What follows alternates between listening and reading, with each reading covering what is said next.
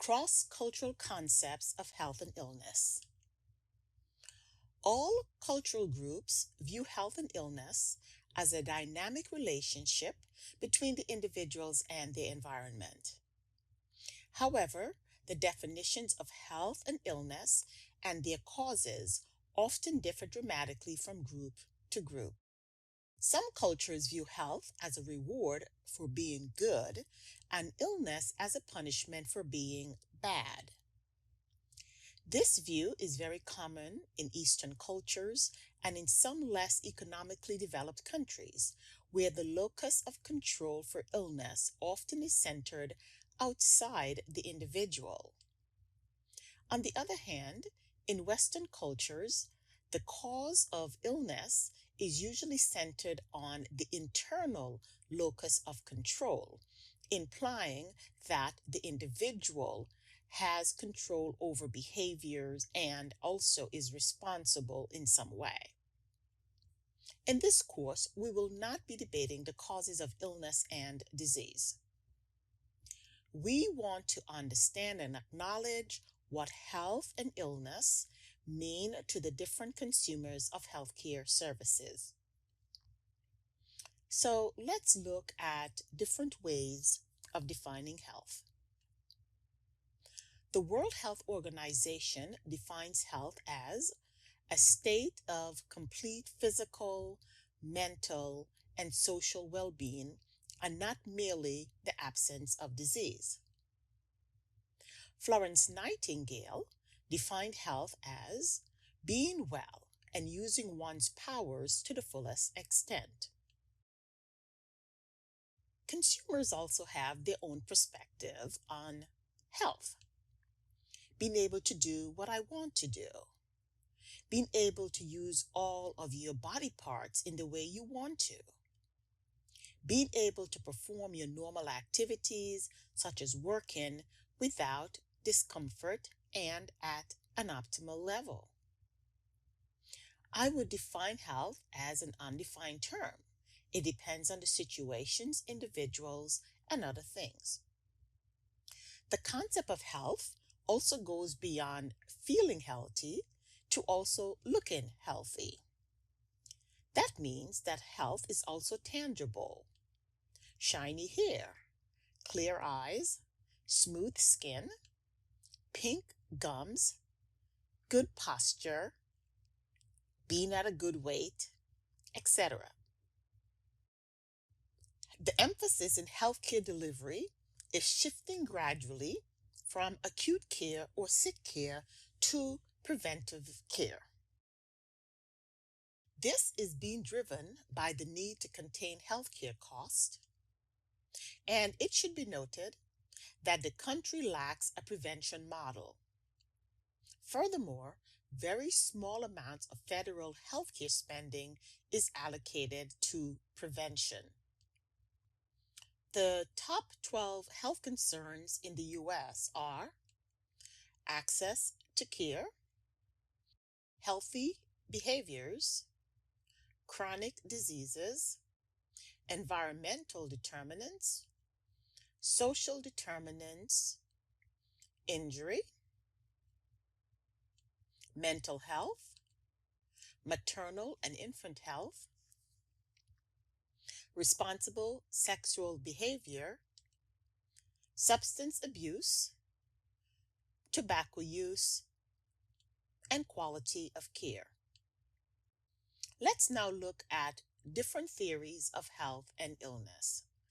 The two major theories of health and illness are a personalistic explanation and a naturalistic explanation.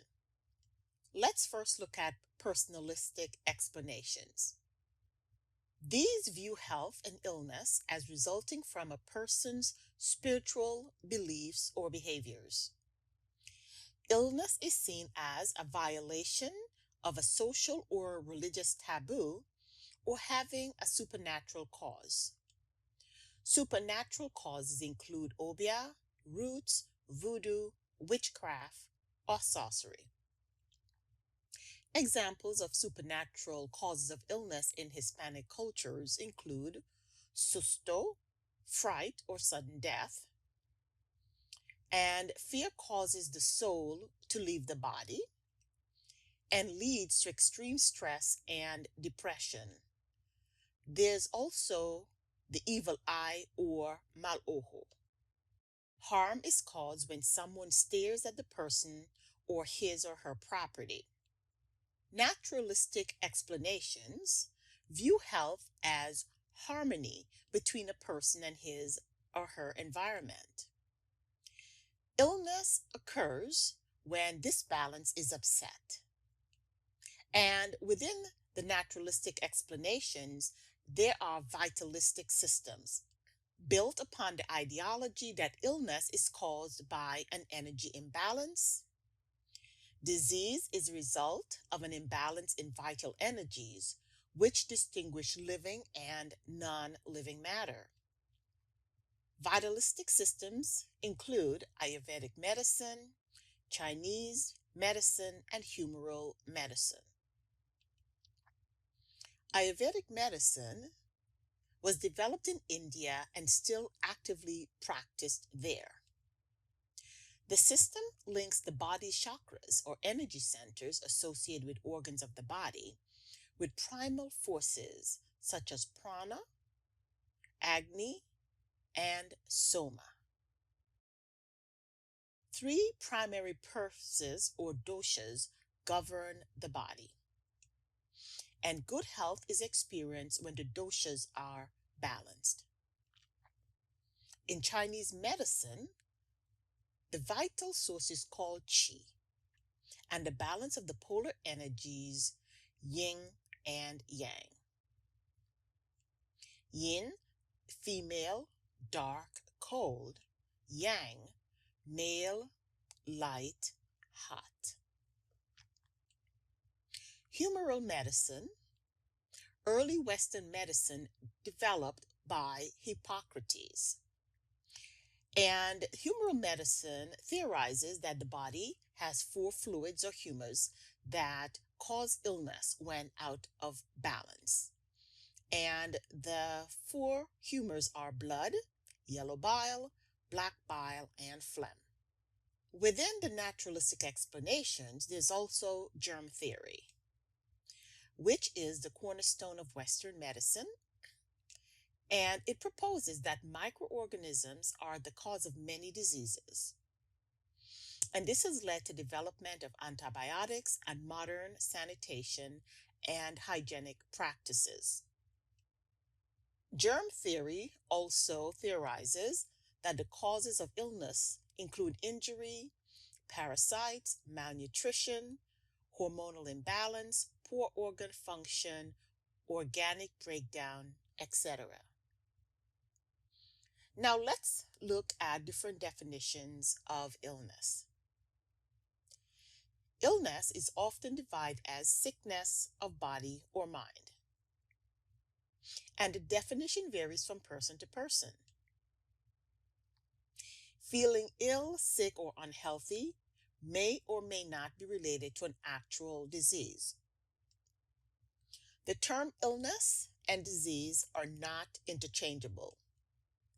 Disease refers to abnormalities of the structure and function of the body organs and systems.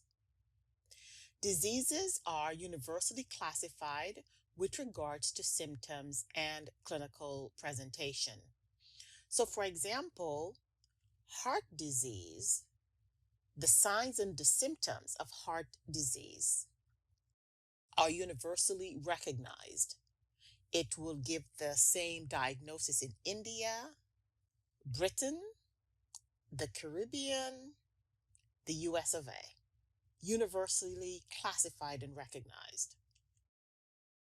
Health professionals determine a patient's state of health by the client's report of symptoms, diagnostic results, and observational data. In professional schools, one is taught to determine what is illness and how one is expected to behave when ill. Now let us look at the sick role. A person is expected to have these symptoms and perception of illness confirmed by a healthcare professional. The sick role must be confirmed before it is accepted by society. Therefore, illness is not only a condition, it is also a social role. There are four main components of the sick role. The sick person is exempted from performance of his or her normal social obligations.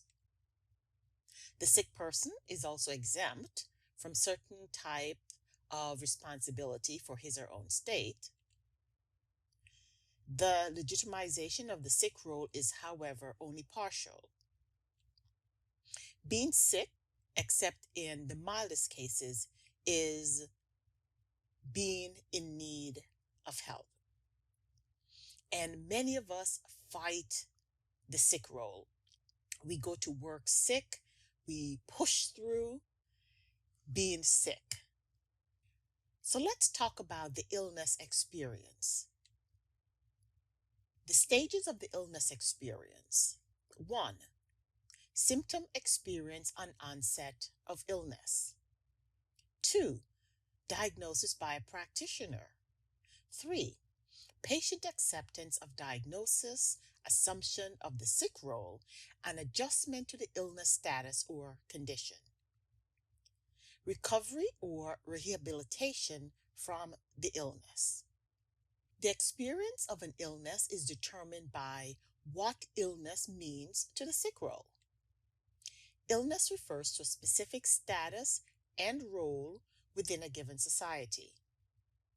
It must be sanctioned by the community or society structure of which the person is a member. All cultural groups have a view of health and illness which may or may not be acceptable or respected by Western practitioners. Healthcare professionals should assess the person's worldview and tailor the approach and communication to successfully prevent and treat illness.